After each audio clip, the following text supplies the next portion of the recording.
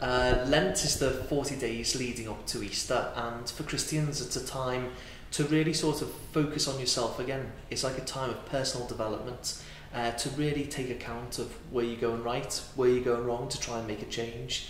You see it in other religions too. In Islam, for example, they have the period of Ramadan, which is a period where they take stock. But for Christians, there's three main emphases in Lent. One is to think about your charitable giving towards other people, especially those who are disadvantaged. Two is to think about what we eat and how to cut back on that and to fast from those things. But we might also think about fasting from the other material things in life that we just don't really need. It's about focusing on the things that matter. And the third thing that Christians focus on in Lent is prayer. The idea of it's a time of renewal to deepen our prayer life and our dependence on God. So I always find this a really exciting time.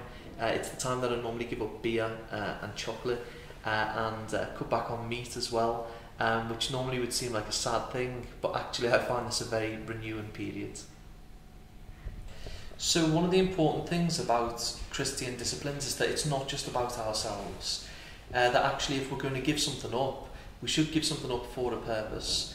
And so my call to people this year is actually to fast in solidarity with the people of Ukraine.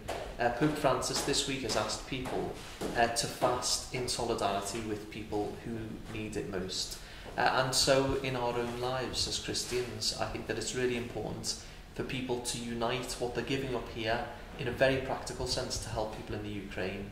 That might be through prayer, but then it might also be in practical ways. For example, for the food that you've given up, the cost of that, to actually send that via the Red Cross to materially help the people of Ukraine.